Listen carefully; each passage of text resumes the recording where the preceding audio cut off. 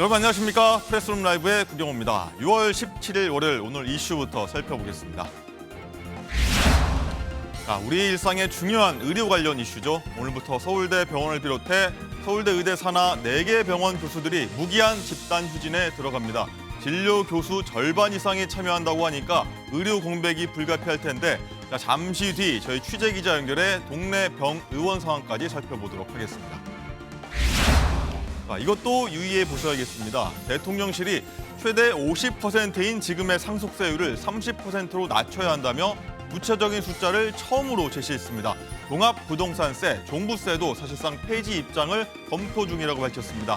야당도 대체로 동의하긴 하는데 세수 부족은 숙제란 지적이 나옵니다. 무더위로 푹푹 찌는 요즘 정부와 여당이 여름철 폭염 취약계층 130만 가구에 대해 에너지 바우처를 5만 3천 원으로 늘리기로 했습니다. 자, 그리고 오늘도 불볕더위가 이어진다고 하는데요. 전문가와 자세히 짚어보도록 하겠습니다. 저희는 60초 뒤에 돌아오겠습니다.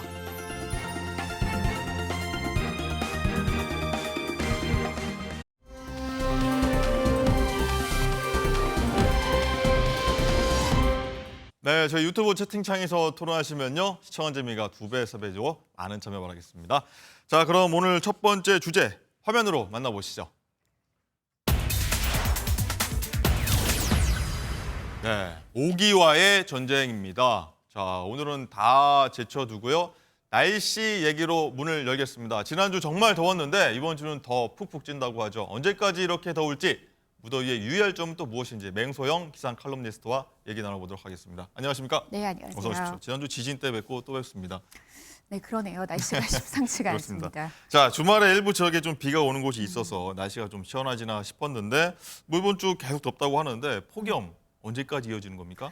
지난주 월요일이었죠. 지난해보다 한 일주일 정도 앞당겨진 폭염특보가 경상남도 지역을 중심으로 내려졌습니다. 그리고 하루 만에 전남과 경기, 특히 용인시 일부 지역까지 확대가 발효가 됐는데요. 이후로는 더 많은 지역으로 확대되지는 않고 주말에 비 소식으로 인해서 지난 금요일 오후 6시쯤에 해제는 됐습니다. 네. 주말에 비 예보는 있기는 했지만 양도 많지도 않고 또 어설프게 습도를 높여놓으면 오히려 더 푹푹 찌는 더위가 이어지거든요. 그래서 기상청은 오늘 오전 10시에 다시 발표를 했습니다. 지난번보다 훨씬 더 많은 구역으로, 경기 지역으로도 더 많은 지역으로 확대가 발표가 됐고 전남과 경북, 경남 지역을 중심으로 폭염특보로 오늘 오전 10시에 발효가 됐는데요. 네, 폭염특보. 발표만 오늘 오전인 거고 해당되는 이제 시간은 내일 오전 10시부터 해당이 됩니다. 아, 그렇군요. 어쨌든 지난주에 저희가 한번 열대야가 좀 나왔어서 밤잠 자는데 좀 힘들었다 이런 얘기를 많았는데 어쨌든 폭염특보가 이어지면 또 열대가 나오는 겁니까? 낮더위가 이어진다라고 해서 밤더위가 그대로 나타나지는 않습니다. 기본적으로 밤에 더위가 이제 나타난다라고 하는 것은 밤에 더운 공기가 들어올 수도 있는 것도 있기도 하지만 낮의 열기가 밤 동안에도 식지 않아서 밤더위, 그러니까 보통 밤 최저기온이라고 해서 전날 오후 6시 1분부터 다음 날 오전 9시까지 25도 아래로 떨어지지 않는 이 25도라고 하는 것은 우리가 활동을 하는데도 지장을 받고 숙면을 취하기에도 지장을 받는 그런 온도인 건데 보통은 이제 밤 동안에 습도가 높게 올라가야지 낮의 열기가 이 습기가 열기를 잡아주기 때문에 보통은 이제 장마가 시작되는 끈끈한 여름이 시작되는 7월 정도에 많이 분포하기 시작을 합니다. 그런데 이제 강원 영동 지역의 열대야가 우리나라에 처음으로 나타나기 시작을 하는데요. 지난주였어요. 지형적인 특징이 있습니다. 일단은 서쪽에서 바람이 산맥을 한번 타고 나오면은 더 뜨거워집니다. 그리고 동해안 지역에 깊은 이제 바다가 있기 때문에 이 바다가 낮 동안에 받은 열기를 잡아두는 효과가 있어서 실제 열대야가 많이 분포를 할 때 내륙 지역보다는 해안 지역에 더 두드러지게 나타납니다. 어쨌든 다행인 거는 이번 주 푹푹 찌더라도 열대야는 없을 수는 있다, 가능성이 좀 있다는 열대야 말씀이시죠? 기록까지는 모르겠으나 아침 최저기온이 24도까지 머무르는 곳이 있기 때문에 거의 열대야에 준하는 더위 하지만 습도가 그렇게 높지는 않아서 이렇게 많이 찌는 듯한 더위이지는 않을 겁니다. 네.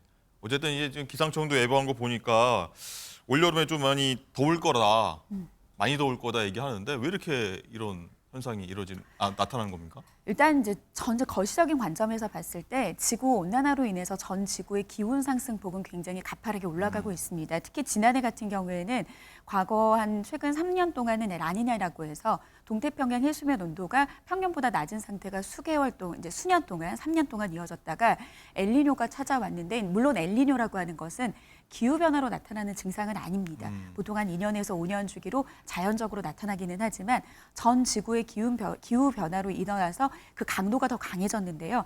특히 지난해 같은 경우에 5월부터 시작된 엘니뇨가 슈퍼 엘니뇨급으로 발달을 했습니다. 네. 겨울의 최고조를 이뤘고요. 그리고 지금은 이제 라니냐, 다시 해수면의 온도가 떨어지는 중립 상태로 이어지기는 하지만 이 엘니뇨에서 라니냐로 전환되는 그 과정에서 동태평양의 뜨거웠던 해수면 온도가 이제 서태평양으로 옮겨졌고요. 네. 그리고 올 봄부터는 열대 인도양의 바다 온도가 평년보다 한 1도에서 많게는 3도 높은 상태가 바다가 유지됐습니다. 끓어오르고 있다 이런 표현도 나오죠. 너무 먼 바다가 우리나라와 무슨 상관이냐. 보통 원격 상관이라고 해서 멀리 떨어져 있는 그런 기후가 특정 지역에 영향을 줄 수 있는 그런 유기적으로 연결돼 있는 지구의 어떤 특성상이겠죠. 예. 이런 뜨거운 바다로 인해서 결국에는 지금 6월에 고기압성 순환, 뜨거운 공기가 맑은 날씨를 계속해서 가져다 주면서 열기를 쌓여서 폭염특보를 발효하게 하는 지금의 날씨가 결국에는 이 뜨거워진 기온과 더불어서 해수면의 온도가 높아진 그 영향이 큰데 해수면의 온도가 높아져서 이 영향이 이제 올 여름에 거의 슈퍼폭염급으로 이어질 가능성이 굉장히 폭염 높습니다. 지금 말만 들어도 뜨거운데 어쨌든 이제 이렇게 폭염에 시달리는 게 뭐 우리나라뿐만이 아니고 전 지구적인 현상이 됐다고 말씀하셨고요. 이러다가 뭐 우리나라가 뭐 여름 한낮 최고 기온이 40도 넘어가는 거 아니냐 이런 우려까지 나오더라고요. 실제로 그럴까요? 40도? 충분하죠. 충분한가요? 충분하죠. 왜냐하면 인도 같은 경우에도 지금 50도를 넘나드는 더위로 많은 온열질환 환자가 발생을 하고 있고 뿐만 아니라 브라질, 미국 어떻게 보면 이제 저위도에 집중되어 있던 고온 현상 자체가 이제 위도를 가리지 않고서 나타나고 있는 그런 극단적인 날씨 현상들이 지금 나타나고 있는 건데요. 특히 이제 올 여름 같은 경우에는 좀 좋지 않은 시그널들이 많습니다. 어떤 건가요? 앞서 계속해서 제가 말씀드린 이 엘니뇨에서 라니냐로 넘어가는 네. 이런 시그널이 사실 우리나라 역대급 폭염을 가져다 줬던 해는 두 해로 나눠질 수 있습니다. 1994년과 2018년이었는데 지역마다 1, 2위를 앞다퉈서 경쟁을 하는 그 해인데요. 예. 특히 이제 근래였던 2018년 같은 경우에는 지금과 마찬가지로 엘니뇨에서 라니냐로 넘어가는 해였다라는 그런 공통점이 있는데 지금 이제 폭염 일수 보통 기상청에서는 낮 최고 기온이 33도 넘는 날부터를 이제 폭염 일수로 이제 관측을 하게 됩니다. 예.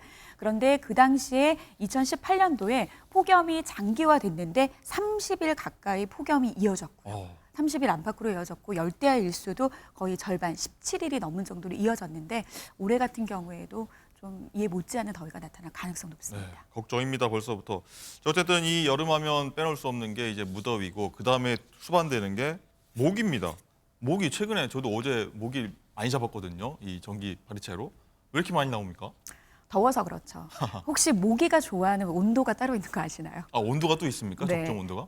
모기가 좋아하는 온도 한 26도라고 보시면 되는데 보통 이제 날씨 경영상에서 임계 온도라고 합니다. 예. 특정 상품이 잘 팔리기 시작하는 시점의 온도가 어떻게 보면 그 상품에 가장 영향력을 미치는 네. 온도라고 하는 날씨 경영적인 측면인데 실제 26도가 넘기 시작하면 모기살충제 판매량이 굉장히 늘어나게 됩니다.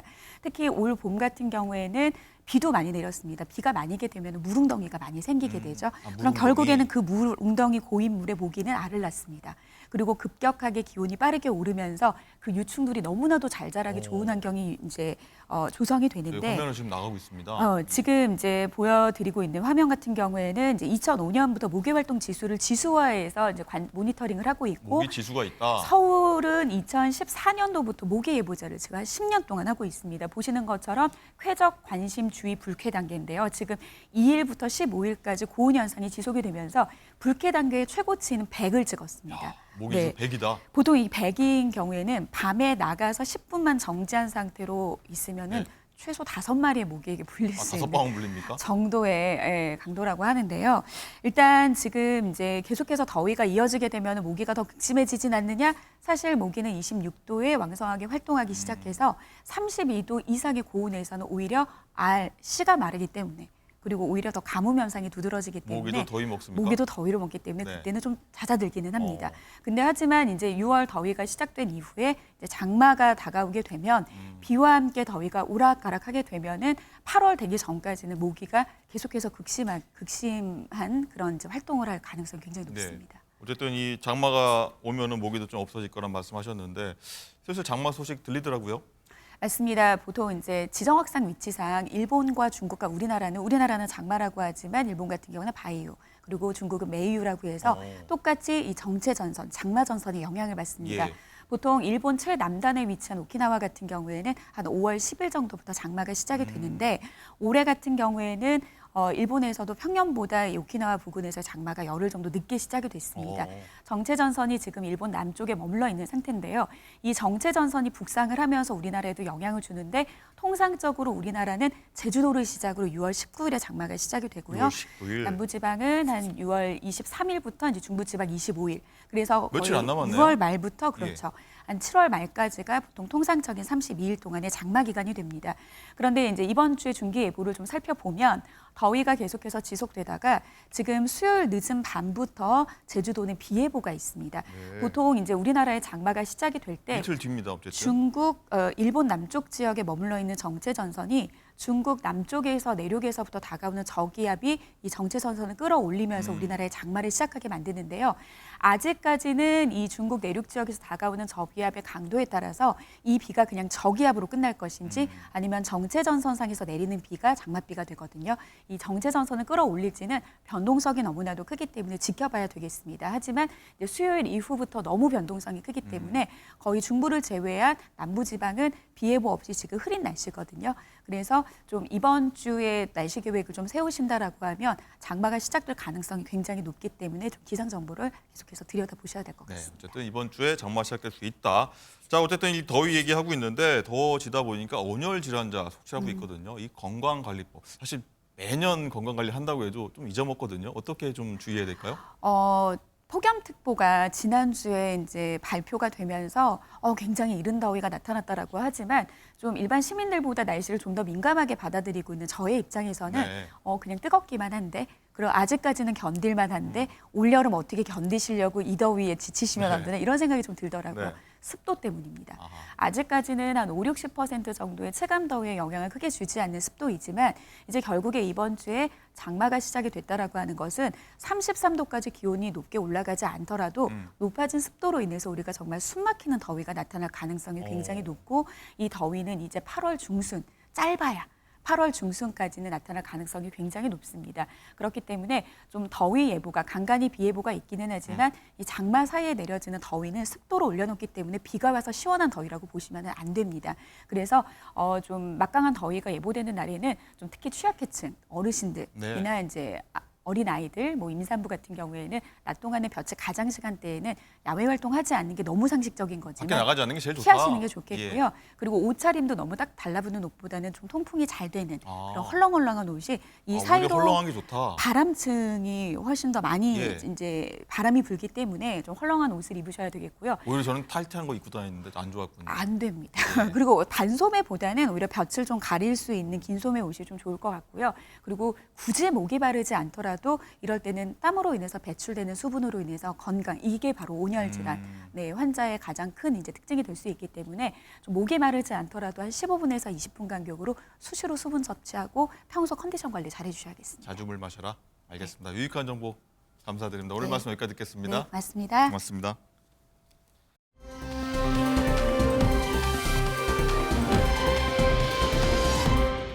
자, 이렇게 더운 날씨에 온열 질환에도 걸리면 말씀하신 것처럼 병원 찾아야 할 텐데, 자, 의료계가 파업을 하고 있다고 합니다. 내일 하루 총파업에 일단 오늘은 서울대병원이 파업, 즉 무기한 휴진에 들어간다고 하는데요. 걱정이 참 많습니다. 현장에 나가 있는 취재 기자 연결하겠습니다. 자, 전남주 기자. 서울대병원은 예고한 대로 오늘부터 무기한 휴진에 들어가는 겁니까?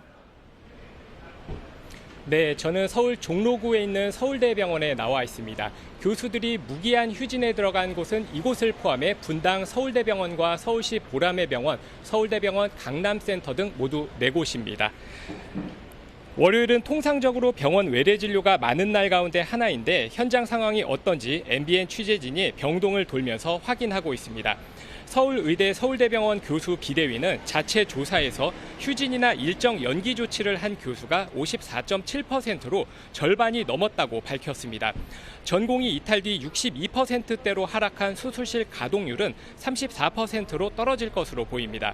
중증 희귀질환과 응급실, 중환자실, 분만 환자는 계속 진료를 받을 수 있다고 설명했습니다. 서울 성모병원과 서울 아산병원 교수들도 추가 휴진 여부를 논의하고 있는 것으로 알려졌습니다. 의료 공백으로 인한 피해가 확대될 조짐을 보이자 정부는 대학 병원장들에게 교수 휴직으로 병원 손실이 발생하면 구상권 청구를 검토하라고 요청했습니다. 네, 그럼 전국의 많은 분이 이용할 동네 병의원도 이 파업에 참여하는 겁니까? 네, 일반적으로 개원이라고 부르는데요. 대한의사협회 차원에서 주도하는 집단 휴진이 하루 앞으로 다가왔습니다. 이 서울의 경우 병의원 9,800여 곳 중 220여 곳만 휴진을 신고해 2.3%에 그쳤습니다.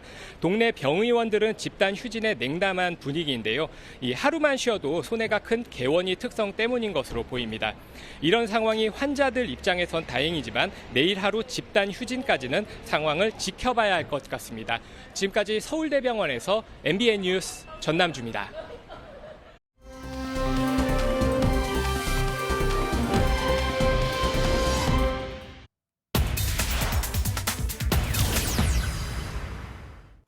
애완견입니다. 지난주 금요일부터 쭉 들으셨을 텐데, 자, 이재명 민주당 대표의 언론은 검찰의 애완견이다. 이 논란에 발언을 한 이후에 그 후폭풍이 거세죠. 자, 이재명 대표가 어떤 말 했는지 먼저 듣고 얘기 이어가도록 하겠습니다. 국정원의 보고서에 분명히 이게 쌍방울의 대북 사업을 위한 좀 조용히 하세요. 이런 국정원 보고서, 기밀 보고서가 맞겠습니까? 아니면 이 조폭 출신으로 주가 조작하다가 처벌받은 이런 부도덕한 사업가의 말이 맞겠습니까?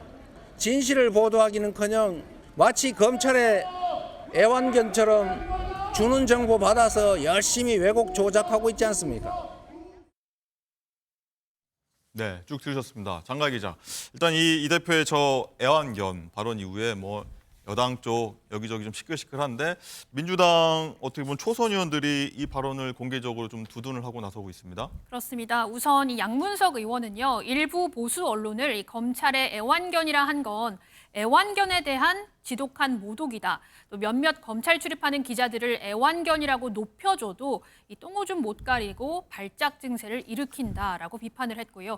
또 YTN 기자 출신의 노종면 의원도 일부 언론이라는 전제를 달았지만 기자들을 애완견이라는 말에 대해서 이 옹호하는 입장을 나타냈거든요. 이 목소리 그리고 여당의 반응까지 들어보시죠.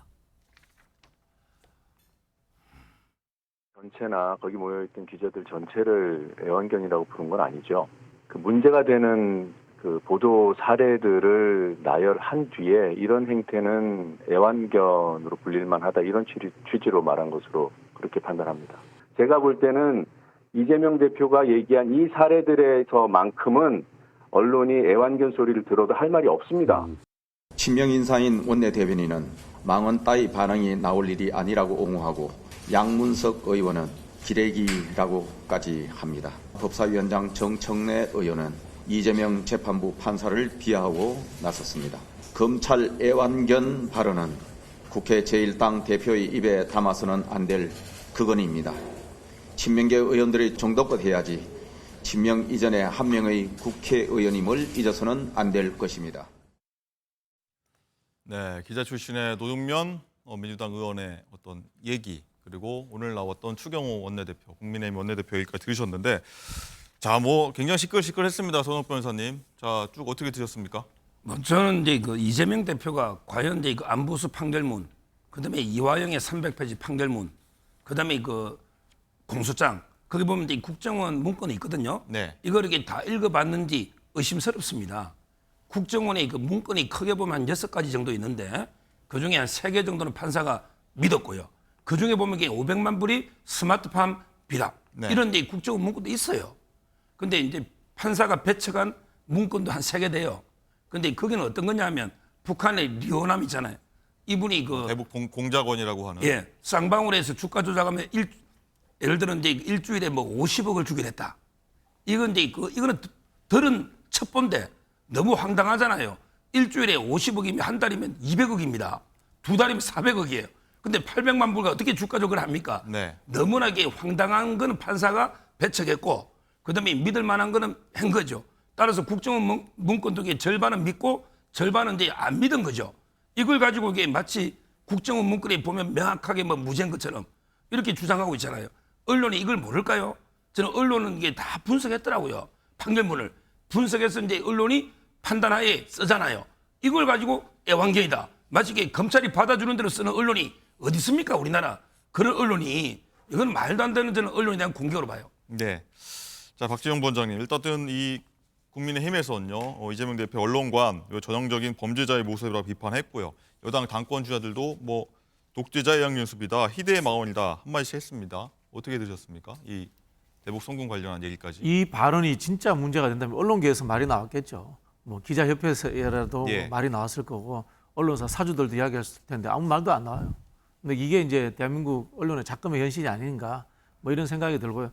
저는 애완견 표현이 모르겠어요. 저도 과하다는 생각이 안 드는데 오히려 귀엽다는 생각이 드는데요. 귀엽습니까? 홍준표 대표는 자당의 정치를 레밍 정치라고 했어요. 레밍은 쥐종류예요. 설치류입니다. 그 정도 비교했는데도 국민의힘 의원들이 가만히 있다가 네. 이재명 대표가 국민의힘을 보고 이야기한 것도 아니고 일부 언론을 보고 애완견에 비교했는데 이렇게 흥분할 일인가요, 이게?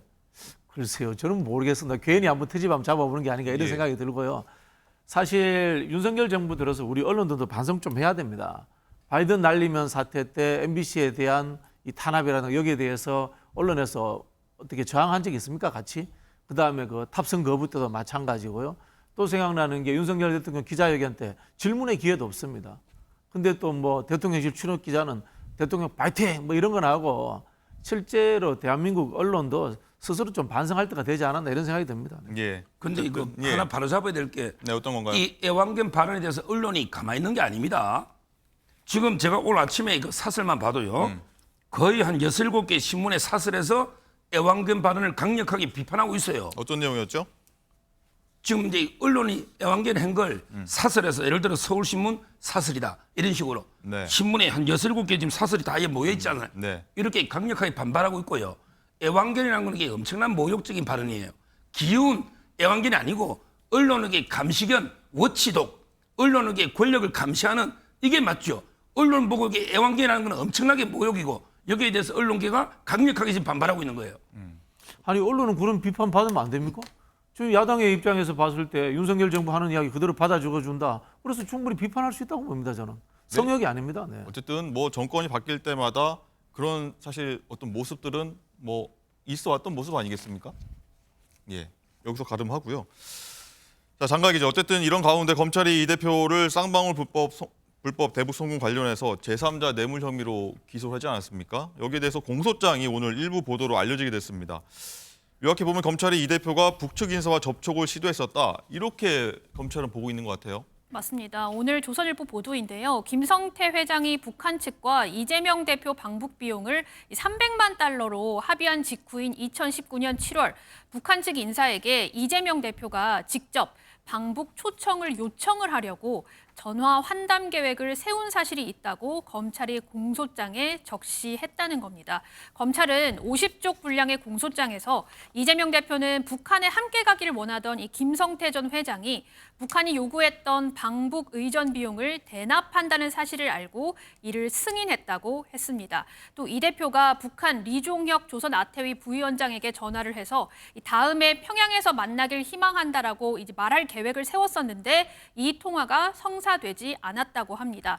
또 검찰은 이재명 대표가 이 단독 방북을 적극적으로 추진하기 시작한 시기를 2019년 초쯤으로 보고 있는데요. 당시 하노이 미북 정상회담이 결렬이 되면서 남북 관계에 관심이 집중되니까 이재명 대표가 도지사 방북을 추진하라고 지시를 하고 또 그해 5월부터 쌍방울과 북한이 이 방북 비용 액수를 놓고 협상을 벌이자 이 대표 측이 경기지사 이 직인이 찍힌 공문을 여러 차례 북한에 보냈다고 합니다. 경제고찰단이라는 이름으로 방북을 희망하니까 초청해달라는 내용이었다고 합니다. 예. 서 변호사님, 어쨌든 이 공소장 내용을 지금 장관 기자가 브리핑한 건데, 요약한 건데, 어쨌든 전화 접촉을 하려고 했었고 여러 가지 방법으로 좀 접촉하려고 했다 이런 내용입니다. 지금 이제 그 경기도 조직이 특이한 게요. 예. 다른 데는 없는 이제 평화 부지사가 있거든. 그리고 이제 그 평화 협력 국을 만들었어요. 국. 거기에 국장이 신명섭 씨. 이분도 이제 구속됐잖아요. 재판받는. 그렇다 보니까 이제 그 평화협력국 직원들한테 지시하거나 또는 이제 그 보고받거나 결제한 이런 이제 서류들이 무더기로 아마 검찰 증거로 돼 있는 것 같아요. 그러니까 이제 그때 보면 북한의 그 아태이 부위원장하고 이제 전화로 한번 이게 시도 이런 게 다 공문이나 이런 게 넣어 있는 증거들이고요. 네. 그 외에도 이제 그 여러 가지 보고받고 지시한 그 직원들 있잖아요. 이런 것도 있고요. 가장 이제 중요한 거는 그때 이재명 대표는 뭐라 했냐면 내가 고등법원에 300만 원 그때 벌금 받았잖아요. 그래서 이제 그 당선 무효가 되면 내가 여기 도지사도 날아갈 수 있는데 무슨 언제 북한을 방문하느냐 이랬잖아요. 근데 300만 원 받고 나서도 이게 대법원에 가서 좀 이게 자신이 있었는지 모르겠는데 중요한 거는 이제 그 이후에 북한에 계속 공문을 보내서 가겠다 이름만 바꿔가면서 예. 300만 원 이후에 따라서 이게 달러? 그 북한에 공문을 보냈는데 또 도지사 직인이 다 찍혀 있어요. 이걸 도지사한테 보고도 안 하고 밑에 사람이 직인 찍어가지고 북한에 초청해달라 이게 말이 되겠습니까? 한번 상식적으로 판단해 보면 되죠. 네. 자, 박지영 본장님. 어쨌든 이화영 씨는가 이재명 대표 얘기하기로는 나 몰래 좀 추진한 거다. 이재명 대표 이렇게 지금 진술을 하고 있는 거고. 공소장 보면은 어쨌든 말씀하신 것처럼 경기도지사 직인 찍혀 있거든요. 모르고 이재명 대표가 찍었을까? 이렇게 봐야 됩니까? 공문에 도장 안 찍혀 있어요. 도장 찍는 게 아니고 예. 같이 이렇게 인쇄되어 있는 클릭이라고 본이고요. 표현하죠. 이제 행정조직 근무 안 해보신 분들은 잘 모르시는데 이게 어떻게 되냐면은 남북교류협력법이라는 게 있습니다. 예. 대한민국에. 그리고 경기도는 이걸 편하게 하기 위해서 남북교류협력 조례를 만들었습니다. 조례에 의해 가지고 평화부지사가 경기도 남북교류협력위원회 위원장입니다. 전결권을 가집니다. 네. 그 공문에 그걸 가지고 본인이 할 수 있는 거예요. 그렇게 이제 보낸 것이다라고 저는 그렇게 알고 있고요. 또 하나 말씀드릴 게 이게 넌센스인 게 2018년도 남북 정상회담 때 문재인 정부에서 이재명 대표를 안 데리고 가요. 그래서 이재명 대표가 개별 방북하고 싶다라고 북한에 협력 요청을 했다고 하거든요. 서울시장과 강원도지사만 예, 데려갔다. 예. 그래서 만약에 이재명 대표가 북한하고 이야기해서 개별 방문하잖아요. 그럼 이게 뭔지 아세요? 잠입 탈출. 국가보안법에 의해서 문재인 네. 정부에 잡혀갑니다. 이게 성립 자체가 안 되는 이야기입니다. 문재인 정부의 허락을 받지 않고 국정원과 통일부의 허락을 받지 않고 개별 접촉해서 북한을 갈 수 있다는 자체가 전부 다 현행법 위반이에요. 말도 네. 안 되는 이게 상상력의 산물이에요. 네. 상상력이 산물이라고 하시는데 어떻게 보셨어요? 아니 근데 공문을 갖다가 이게 몇 번 북한에 보냈잖아요. 예. 그러면 이게 공문 보내가 북한에서 오케이 하면 또 문재인 정권에서 허락해 줄 수도 있는 거 아닙니까? 그렇잖아요. 그럼 미리 왜 안 된다고 단정하는지 저는 의문이고요. 그리고 이제 이 직인 있잖아요. 이걸 박균택 변호사가 뭘 했냐면 운전면허증 시험 따먹이 도지사 직인 찍히잖아요. 이거하고 똑같다 했거든요. 근데 운전면허 시험은 다 위임대가 진짜 이게 경기도에 1,400만 명 시험 보는 거잖아요. 이거하고 북한의 초청 공문 만약에 이걸 이재명 대표한테 보고도 안 하고 초청 공문 보내가 북한에서 오라 하면 나중에 이재명 대표 나중에 알게 되면 얼마나 혼나겠습니까? 이게 지금 말이 되는 변명입니까? 서 변호사님 행정기관에 근무 안 해보셔서 이런 이야기 하시는 것 같아요. 네. 민주당에 제가 실무자 국장 출신이잖아요. 민주당 실무자 국장이면 제일 밑에 민주당 당대표 직인이 늘 찍혀 있습니다. 네. 그 위에 실무국장란에 서명란이 있습니다. 그렇게 해서 공문 다 보냅니다. 일반적으로. 네. 네.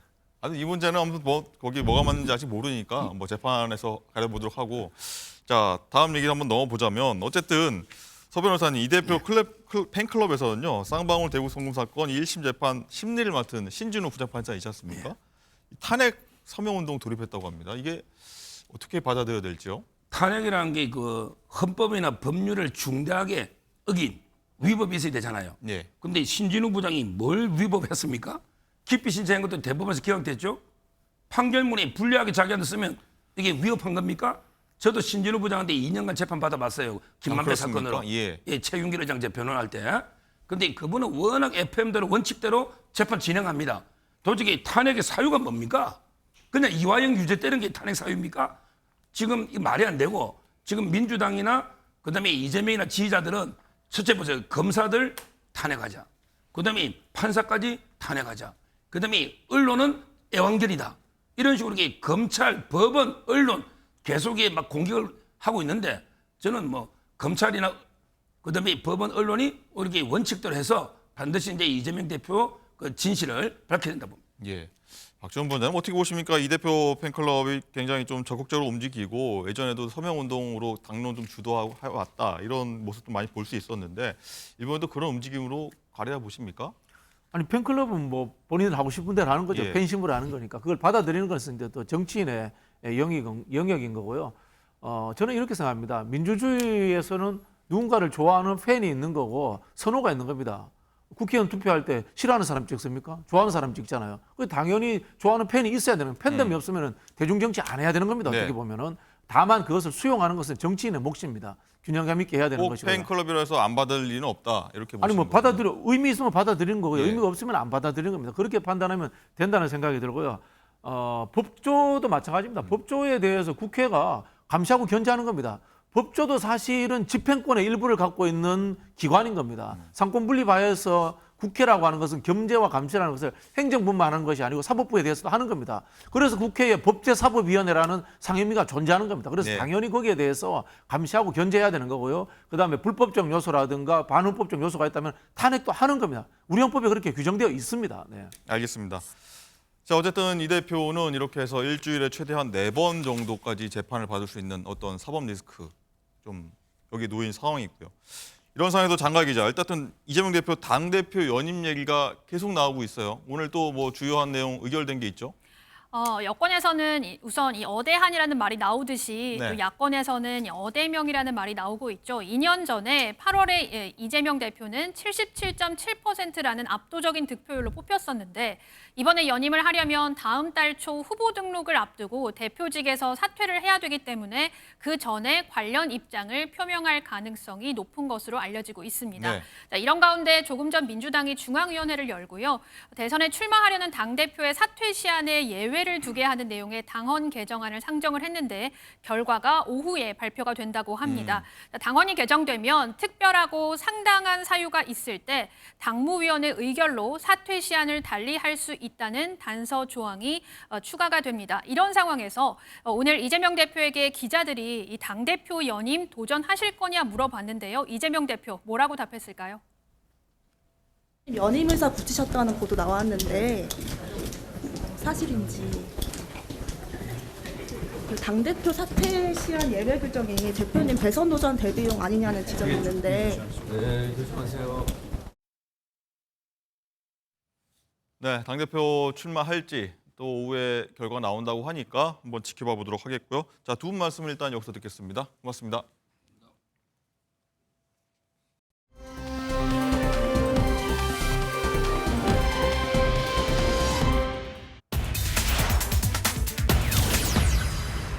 네, 가족 건드리지 마입니다. 자, 주말 사이에 가수 이승기 씨와 배우 견미리 씨의 남편 주가 조작 관련해서 시끌시끌했습니다. 자, 이 내용인데 자세한 내용 전해서 자, 장가 기자, 이번 사건이 어떤 건지 한번 설명 먼저 좀 필요할 것 같아요. 사실 이게 조금 복잡하거든요. 네. 근데 좀 쉽게 말을 해보자면 견미리 씨 남편이 허위 공시로 주가를 부풀린 뒤에 주가가 오르니까 주식을 매각해서 수십억 원의 이 차익을 챙긴 혐의를 받고 있는 건데 자, 원래 이 코스닥 상장사였던 보타바이오라는 회사가 있습니다. 자, 이 회사가 경영난을 겪다가 견미리 씨 등이 참여를 해서 유상증자를 한다고 공시를 하면서 주가가 올라갔거든요. 네. 자, 유상증자를 한다는 건 돈 받고 새 주식을 발행을 한다는 건데 견미리 씨가 6억, 이 회사 대표가 6억씩 각각 사들였다고 공시를 했습니다. 예. 여기서 중요한 건 공시를 할 때 자기 돈 6억씩을 넣었다고 공시를 했거든요. 자, 견미리가 6억이나 넣어서 투자를 했다고 그것도 자기 돈으로 자, 이러니까 투자자들은 당연히 이거를 호재로 볼 수밖에 그렇죠. 없겠죠. 그래서 4,000원대에 머물던 주가가 나중에 14,000원까지 오르게 됩니다. 10,000원이 올랐다. 네, 그렇습니다. 그런데 이게 끝이 아니라요. 2015년 12월에는 견미리 씨와 또 이 회사 대표가 또 자기 돈 15억씩을 넣어서 전환사채를 획득을 했고 자, 중국계 자본도 236억 원을 투자한다. 이런 호재성 정보를 이 회사가 공시를 또 하게 됩니다. 자, 그러면 투자자들이 또 봤을 때는 자기 돈 15억씩을 투자를 했다고? 자, 거기에다가 중국계 자본이 이 회사에다가 수백억을 넣는다고? 야, 그러면은 추가 상승 여력이 있는 거네. 이러면서 또 투자자들이 당연히 몰릴 수밖에 네, 없겠죠. 그렇죠.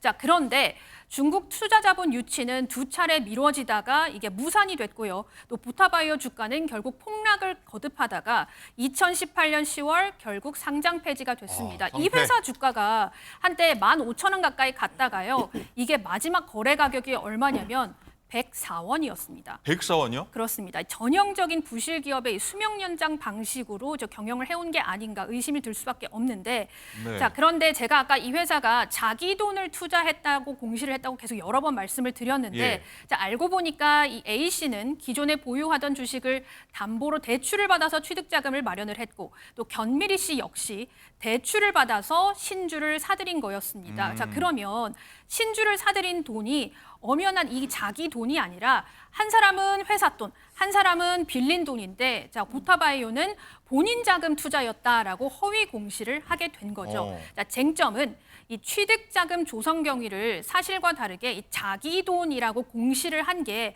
자본시장법 위반인지였는데 1심에서는 이 견미리 씨 남편에게 징역 4년을 선고를 했고 2심에서는 이 공시가 중요 사항은 아니라고 예. 무죄를 선고했습니다. 하지만 대법원에서는 해당 공시가 중요 사항을 거짓 기재한 것이다라고 하면서 유죄 취지로 파기를 했습니다. 네.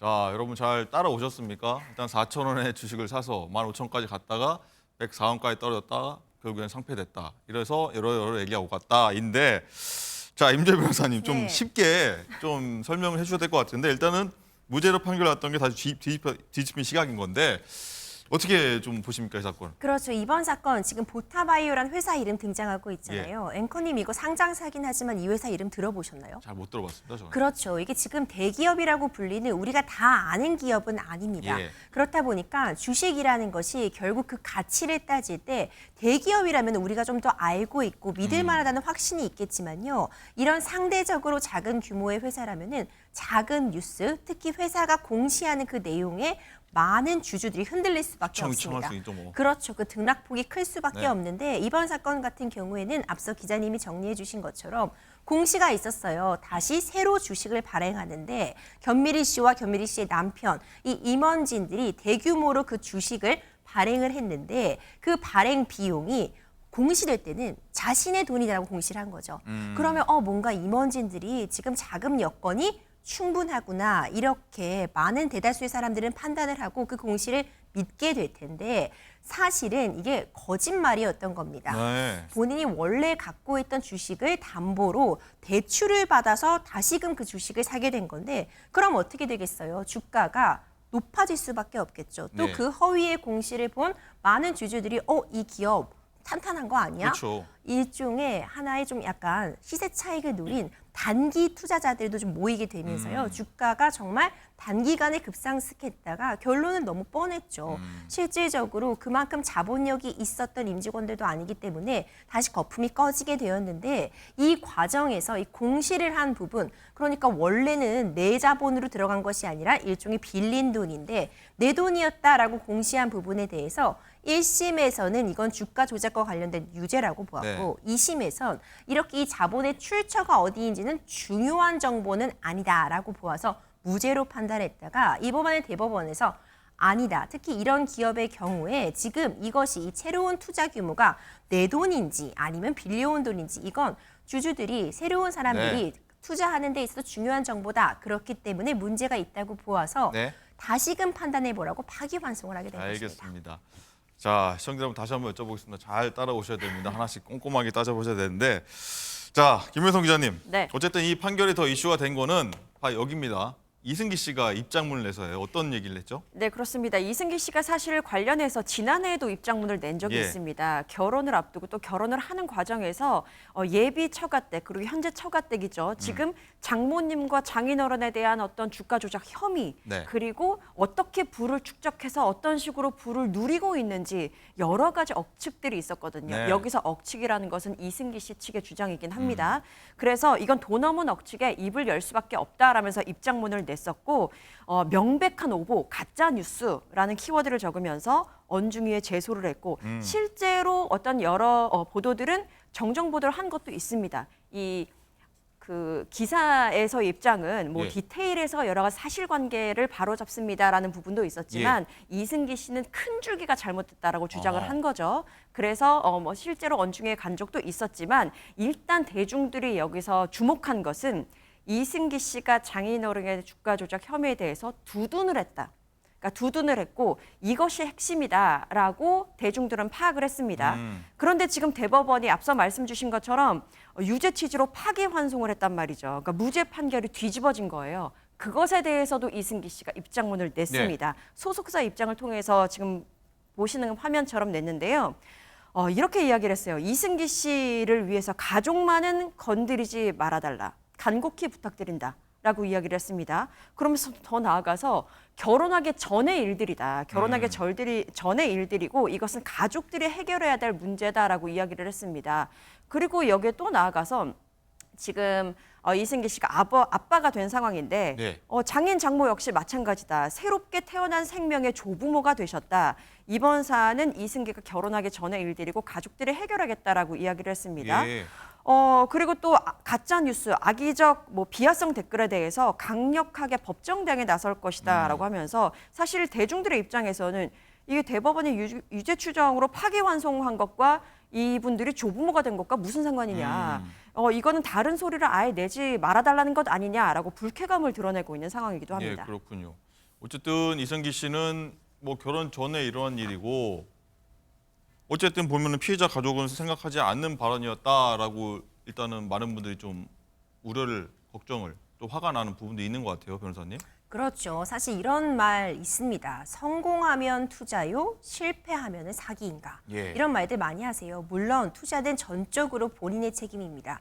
그렇기 때문에 투자는 신중해야 하고 공부하면서 하는 것인데요. 이번 사안 같은 경우는 투자를 하는데 기초가 되는 그 자료가 됐던 공시에서 문제점이 있었던 거잖아요. 특히 법원에서도 이번 대법원의 파기환송 취지를 보면 그 잘못 기재한 공시의 부분이 많은 사람들이 판단을 내리는데 특히 이렇게 주가가 폭락하게 되었는데 투자를 결정하는 데 있어서 중요한 정보라고 밝힌 만큼 사실 이 부분에 있어서의 책임은 피하기 어려울 수 있거든요. 이런 부분 피해자들의 마음도 좀 헤아릴 필요는 있을 것 같습니다. 예, 장가 기자. 일단은 이번 일 좀 지켜봐야겠지만은 일단 유독 견밀 씨 가족 뭐 최근 한 몇 년, 몇 년 최근 보면은 시끄러운 뉴스가 좀 많이 있었던 것 같아요. 네, 그렇습니다. 우선 이 견미리 씨는 전 남편 때문에 좀 곤욕을 많이 치렀는데요. 견미리 씨는 과거 배우 이명규 씨와 결혼을 해서 배우 이유비 씨 그리고 이승기 씨의 아내인 이다인 씨를 낳았습니다. 하지만 두 사람은 1993년에 이혼을 했습니다. 자, 이명규 씨는 100억이 넘는 재산을 상속을 받았지만 모두 탕진하고 폭행, 택시 무임승차 혐의 등으로 무리를 빚었고 또 전과 구범이라고 알려지면서 견밀 씨의 이름이 이혼을 했는데도 불구하고 계속해서 함께 거론되기도 했습니다.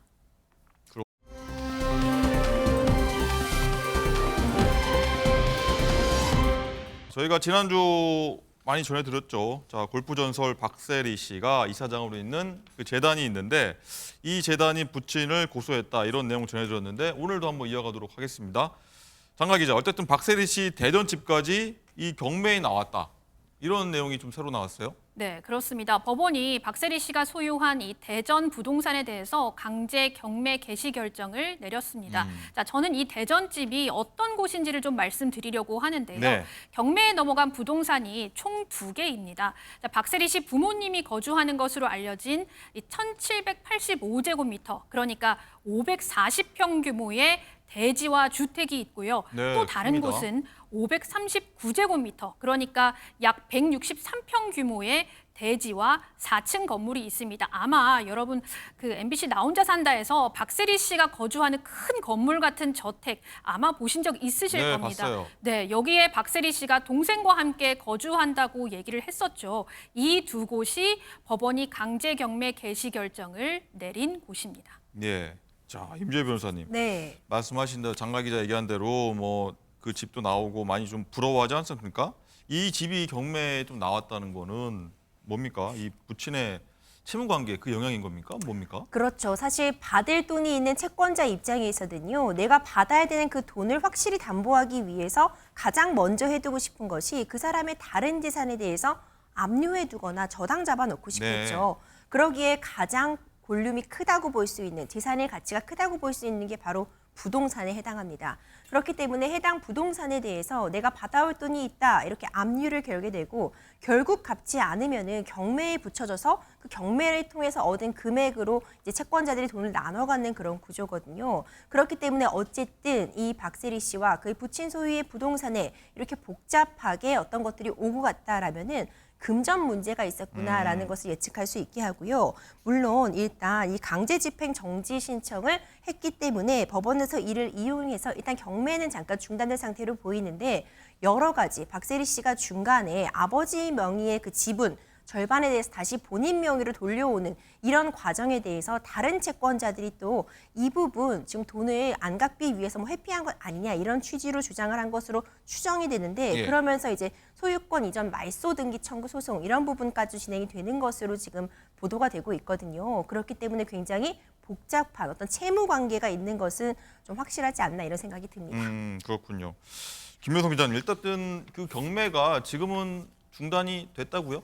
네, 그렇습니다. 지금 박세리 전 감독이 강제 집행 정지 신청을 제기를 했고 그래서 법원이 이것을 인용하면서 경매 집행이 지금은 잠시 중지된 것으로 그렇게 알려져 있습니다. 그렇다면 박세리 씨는 지금 무엇을 하고 있느냐? 채권자 측과 이 해당 부동산을 두고 소유권 이전 등기 말소를 비롯한 여러 가지 뭐 소송을 진행 중인 것으로 지금 알려져 있는데요. 그래서 이 소송 결과에 따라서 부동산 경매 진행 여부도 이제 결정될 것으로 보이는데 앞서 말씀 주신 것처럼 채권자 입장에서 한번 유추를 해보자면 지금 내 돈을 갚아야 되는데 지금 딸에게 소유권을 이전함으로 인해서 재산이 없는 것처럼 하는 것 아니냐. 그럼 내 돈은 어떻게 해? 그렇다면 소유권 이전 넘어간 걸 다시 바로잡자라는 취지의 소송을 하는 것으로 유추를 할 수 있습니다. 때문에 가장 중요한 것은 지금 박세리 씨 아버지의 채무관계 해결이지 않을까 싶습니다. 그렇다면 지금 소유권 지금 소송을 하고 있는 과정에서 여기에서 박세리 씨가 이긴다고 해도 아버지의 채무관계가 해결이 되지 않는다면 또 어디선가 끝날 때까지 끝나지 않는 무언가가 계속 튀어나올 가능성이 있다. 그래서 지금 일단 채무관계를 해결하는 것이 가장 급선무일 것이다라고 생각이 됩니다. 네. 자, 어쨌든 이 골프 상금을 모두 아버지 빚감대 썼다. 예전에 박세리 씨가 이런 얘기를 한 적이 있거든요. 자, 김효성 기자님, 이런 상황이 벌어지고 나니까 돈 문제가 좀 있었구나.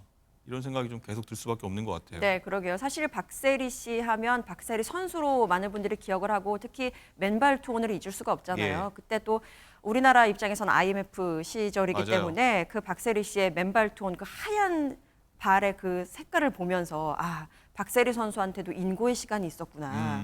우리도 지금 이거를 잘 견디면 되겠다라고 과장이 아니라 정말 국민적 영웅으로 떠올랐거든요. 제가 대학교 1학년 때 그거 보면서 힘냈거든요. 그렇습니다. 저도 마찬가지였습니다.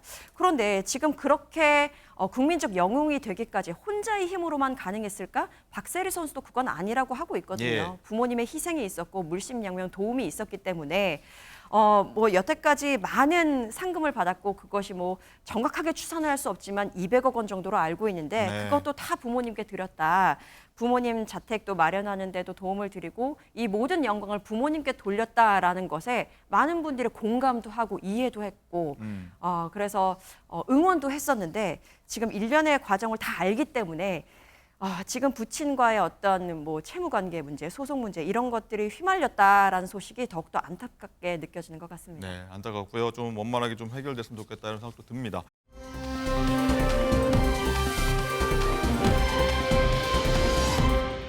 자, 다음 사건도 한번 넘어갈 텐데요. 자, 오랜만에 이 뺑소니 음주 혐의로 구속수사 받고 있는 김호중 씨 얘기로 가보겠습니다. 자, 그 사이 김 씨 구속기한이요 19일까지로 연장되기도 했습니다. 서울구치소 때 이감될 때 한번 뭐 얘기했던 것들이 있죠. 그 모습 잠깐 보고 이어가도록 하겠습니다. 수준점으로 추가됐는데 혹시 사고 당시 만취 아니었다는 입장 입장하신가요? 죄송합니다.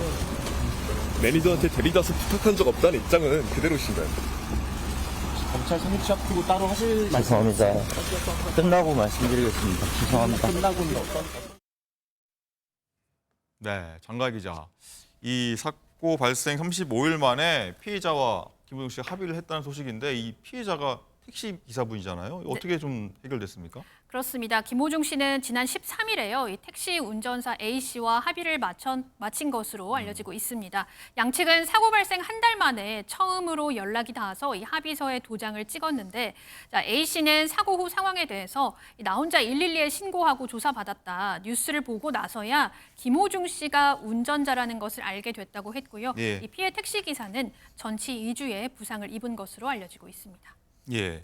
김매성 기자님, 일단은 이 김호중 씨와 사고 났던 택시 기사분이 자 이제 그 사건 이후로 너무 불안해서 운전대 잡을 엄두도 안 난다 이렇게 하면서 좀 심리적으로 좀 불안한 모습 보이고 있다고 해요. 네, 충분히 그럴 법하다 생각이 드는데요. 예. 사실 저희가 보는 입장에서도 작은 사고는 아니었다라고 푹 느껴지잖아요. 왔어요. 아예 차를 이렇게 타고 내 쪽으로 운전석 쪽으로 왔잖아요. 그렇습니다. 그렇기 때문에 당하는 사람 입장에서는 저희보다 충격이 훨씬 더 클 예. 텐데 지금 현재 택시기사분은 통원 치료를 하면서 치료를 받고 있고 택시는 수리 중인 것으로 알려져 있습니다. 그리고 당장으로서는 운전보다는 좀 쉬고 싶은 마음이 크고 운전대 잡을 엄두가 안 난다라고 심경을 토로했습니다. 그리고 경찰 측이 또 전한 부분이 있는데요. 네. 피해자가 초기 진단서에서는 사실 전치 2주 정도로 알려져 있는데 점차 몸이 더 안 좋아지고 있는 상황이다라고 또 알려진 바가 있습니다. 예.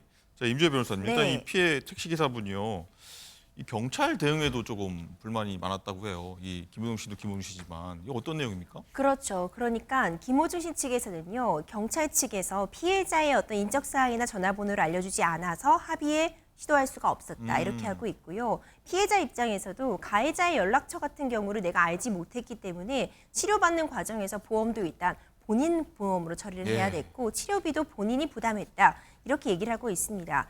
그런데 이 부분은 어쩔 수 없는 부분도 있는 것이요. 예를 들어서 만약 가해자에게 피해자 연락처 그냥 수사기관에서 알려주게 된다면 네. 2차 피해 우려될 수도 있습니다.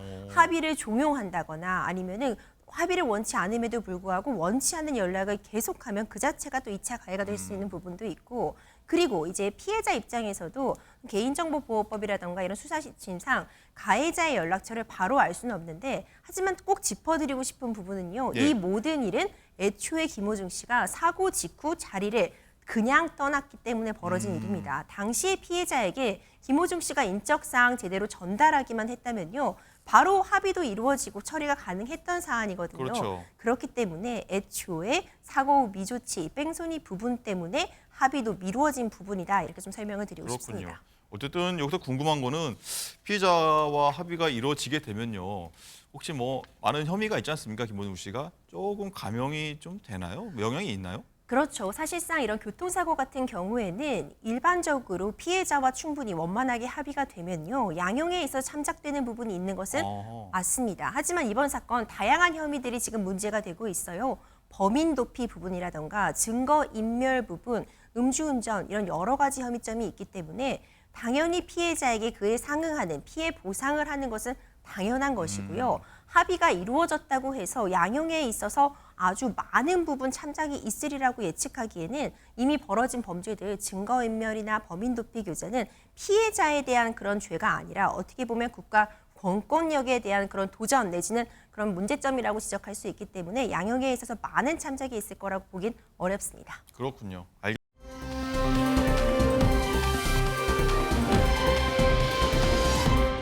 라이브 픽입니다. 영국의 왕세자비인 케이트 미들턴이 암투병 소식을 알린 지 6개월 만에 공식 석상에 등장해 이목을 끌었습니다. 지난 15일 버킹엄궁 인근에서 열린 국왕 생일 행사. 환하게 손을 흔들며 웃는 왕세자빈의 모습은 떠올랐던 각종 설들을 잠재우기에는 충분해 큰 화제가 됐습니다. 왕세자빈은 전날 행사 참석 계획을 발표하면서 진전을 보인다, 항암 치료를 받는 사람이라면 알다시피 좋은 날도 나쁜 날도 있다며 자국민의 염려를 달래는 듯한 심경을 전하기도 했는데요. 이러한 왕세자빈의 등장에 복귀설도 나오고 있지만 관계자들은 행사 참석이 완전한 업무 복귀를 뜻하는 건 아니며 세자빈의 건강이 더 중요하다고 선을 그었습니다. 행사에서 세간의 집중을 받은 인물은 또 있었는데요. 바로 윌리엄 왕세자의 막내 아들 6살 난 루이 왕자입니다. 블라인드 줄을 가지고 놀거나 군악대 음악에 맞춰 어깨춤까지 춰 국왕 생일을 더 즐겁게 했다고 하네요. 40도의 폭염이 찾아온 그리스에선 비행기에 승객들이 갇혀 탈수로 기절하는 일까지 벌어졌습니다. 더위에 탈진한 승객을 향해 연신 부채질을 하고 다른 승객은 더위에 윗도리까지 벗어던집니다. 지난 10일 그리스 아테네에서 카타르 도하로 향하려던 비행기가 기술 문제로 이륙이 지연됐는데요. 승객들은 에어컨도 없는 기내에서 꼼짝없이 3시간 넘게 기다려야 했습니다. 외부 온도가 32도 이상 오른 상황, 불가마가 된 비행기에서 사투를 벌인 승객들은 탈진하거나 기절하기도 했습니다. 이렇게 아직 6월인데도 40도를 웃도는 폭염에 그리스는 비상인데요. 관광객들이 많이 찾는 아크로폴리스를 낮 시간 폐쇄하기도 했다고요. 하지만 전문가들은 지난해 여름 역대 가장 더운 해의 기록이 올여름 또 갱신될 것으로 보고 있다네요. 지금까지 라이브픽 전해드렸습니다.